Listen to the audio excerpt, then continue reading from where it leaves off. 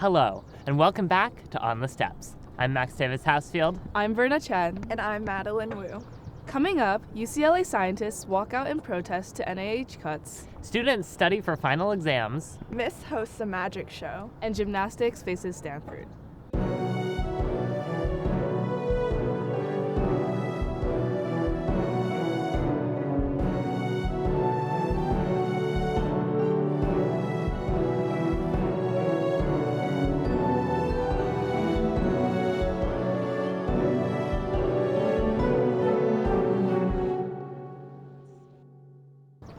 Last Friday, UCLA scientists and graduate students participated in a national walkout. They were protesting cuts to the National Institutes of Health implemented by the Trump administration. I was on the ground in Westwood to bring you the story. We're at the federal building on the corner of Wilshire and Veteran, where over 1,000 scientists, researchers, and supporters have gathered to protest the cuts. I came here today in defense of science. I believe in the science that my lab does, and I believe also in my students, in their tremendous potential. And I believe that as a society, it's really important to invest in science from an economic and health perspective. Protesters came from across the Southern California region, with researchers driving miles from USC, UC Riverside, UC Santa Barbara, and Cal State LA. We're crushed. I mean, otherwise we're just burned out. It's just so awful. You read the news every day and it's just one thing worse than the next. So, we gotta unite, we gotta find each other and try and build some hope again. Because after the election, everything went quiet and we were waiting for some sort of leadership to come along and nothing happened. So here we are, UCLA is doing it themselves. The crowd was protesting funding cuts to the NIH, CDC, FDA, FEMA, and NOAA, which fund research ranging from microbial infections to tornadoes. These things are being picked apart by someone we didn't vote for. Elon Musk and his Doge associates are causing just disarray and chaos. And I think the federal government has stood back and let that happen, and damage will not be easily reversed. In recent months, researchers have had funding cut and grants stalled. We have received letters telling us that if investigations discover that we are studying anything relating to diversity, equity, or inclusion, that our funding would be cut. We've also had the experience of having grants that were submitted quite some time ago not being reviewed. Despite judicial rulings stopping the federal funding freeze, Sandmeyer says the government tried to get around the rulings by blocking the publication of the Federal Register. Now the Federal Register is starting to publish study sections, but now the federal government has blocked the federal council that meets after that to finally approve funding. So colleagues of mine, thousands of scientists, have had their funding suspended, don't have any idea of whether they can plan to go ahead. Grant proposals that contain words often relating to DEI, but as broad as female, have been flagged for review. So if you're studying, for example, sex or gender differences in mental health outcomes, I've seen in my lab's research and in others, women, for example, are at a greater risk for Alzheimer's disease and some other types of diseases. Your research might not be funded in the future simply by virtue of doing that. Protesters were energized. As guests gave speeches, participants wrote letters to their representatives and made signs.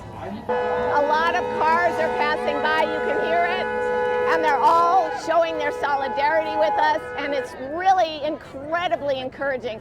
I would say if you're worried about the state of our union today, coming out to one of these marches. Carter finds the number of scientists who turned out to be especially indicative of the magnitude of the problem. One of the perks of being a scientist is you can be a real introvert. So the first March for Science I went to, it was like a librarian convention. We were all just really quiet and we gave way to traffic and we were very polite. And I thought, no, we need a whistle, we need a loud noisemaker. I brought my own noisemakers. For Silvers, the loss of research funding hits close to home. My daughter was born completely blind since birth due to a very rare genetic disorder. When she was first born, her geneticist said that he didn't anticipate gene therapies for several decades of her life. last time we met with him, he did say that there'd been so many advances, he expected her to be able to be a recipient for some kind of gene therapy in the next 10 to 20 years. The demonstrators said they hope policymakers listen to their concerns because the cuts have had real consequences for their community. Their careers are interrupted. Important research programs for cancer immunotherapy, for drug-resistant bacteria, all these things are being brought to a screeching halt because of the senseless way in which they approached making the government more efficient. It's chaos, and we don't need chaos. For the Daily Bruin, I'm Max Davis-Housefield, reporting from the walkout in Westwood. With the winter final season coming up, we wanted to highlight a few study resources for students around campus. The Daily Bruin's Katie Chavez and Luca Falvo visited the places and programs that students use to prepare for exams. Let's take a look. So I feel like this quarter I'm actually kind of like smoothing by like pretty well actually. Kind of scared, but hopefully it's gonna go well. I'm kind of nervous. I'm not really looking forward to it. So I feel pretty good about finals. I feel a bit stressed. Hi, I'm Katie Chavez for the Daily Bruin, and this is your final survival guide. I really like the study. It's very quiet and you have access to coffee and any pastries. If you find a good seating, you're gonna spend the rest of the night there. My favorite study spot is probably the Powell reading room. Powell's the classic. It's just upstairs, so it's in Powell. It's just a really nice spot, like no noise, no nothing, because being quiet is the norm. And if you're not quiet, like everybody's just gonna look at you and say, what are you doing? So, yeah. This is the Undergraduate Writing Center. We help undergrads with any sort of writing assignment. So if you have an essay you're working on for a class, if you have a discussion post, the regular Undergrad Writing Center is here in Powell Library's East Rotunda, and then our History and Philosophy Writing Centers are over in Kaplan, right across the way at Kaplan A61. We also do have evening locations, one that's on the Hill and one that's a completely remote location. So on the Hill, that's going to be in Reber 162. So grades are a big part of why students come, I think. 3 out of my 4 classes are essays rather than exams. Technically one final to do, the rest are like papers or presentations. But I don't think that really takes away from the stress. People are worried about their grades, specifically in writing classes, but we also like to think that the Writing Center is for more than just your grades. We also think of it as a place where you can just generally become more confident in your writing. Come to the Writing Center. I think it's a really great resource. I know I'm biased, but they're all really excited to work with you guys. So this is the Math Success Program. We're a student-run project in the UCLA Community Programs Office. The main mission and vision of this program is to improve retention of students in STEM fields. I'm a third-year mechanical engineering major. Computational and systems biology. My major is math econ. And to really help them feel like, they belong in this space. Our motto is math is tough, but so are you. And we're here to help you learn and grow.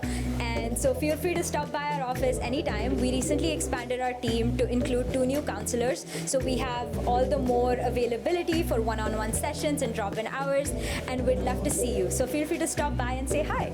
Good luck on finals, everyone. Good luck with finals, everybody who's watching this. Good luck to everybody on their finals, and everybody's gonna do amazing. All right, guys, I've got a magic trick for you. Pick a card, any card. Verna. All right, Maddie, yours was the Queen of Hearts. Verna, yours was the 9 of Clubs. Max, these aren't even 5 actual... 5 of Diamonds. Speaking of magic, the UCLA Magic and Illusion student team hosted a magic show last Thursday. The Daily Bruin's Luca Falvo and Izzy Yoeu saw the magic with their own eyes. Wait, guys, can I do one more trick? I promise it'll be actually good this time. Yeah. Okay. I'm gonna make you disappear. Are you ready? Okay. 3, 2, 1. Oh. Let's take a look. I think my favorite part about performing is just seeing the audience's reactions. I think just being able to show that wonder and joy to people and seeing people happy about that is really rewarding. And I think that's why I love magic so much. Tricks go wrong a lot at the club actually, but that's why the club is good, because we can rehearse with each other, and if we mess up, it's only towards other magicians. Interview beside. Okay. I think we're gonna start. All I'm gonna do is I'm gonna ripple through the cards like this, and just say stop whenever you want. They had one of their main guys getting people hyped up before, and then he called me up for a trick and he completely bamboozled me. I was like super surprised. Basically, you just like put my card as 1 of 5 in his hand randomly, and then all of a sudden it just ended up in my hands upside down. I can't believe what happened. It's kind of crazy. I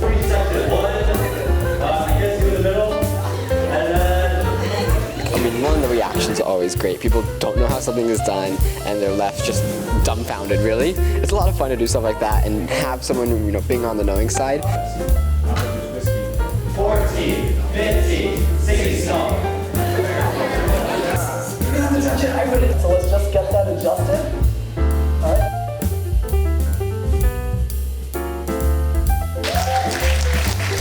I'm Luca Falvo. I'm Izzy Yoeu, and this was the Daily Bruin. Well, it's our favorite time of the week. It is time for sports. Wait. Okay, I can't do this alone. We're going to reverse this. 3, 2, 1. You're back. Wow, we're back. It's just like magic.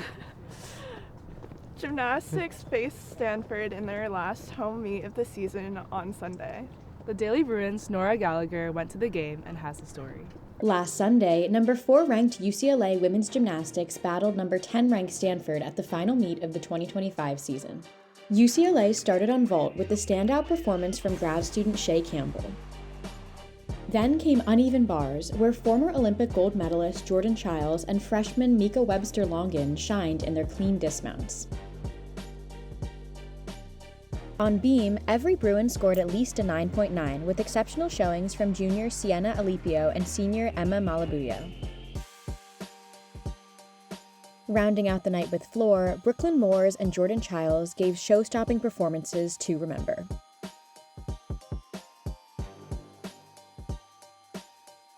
UCLA came out on top with a final score of 197.675 to beat Stanford's 197.1. But what defined this meet was not the scores, it was the community. The Bruins came together to support each other and their seniors.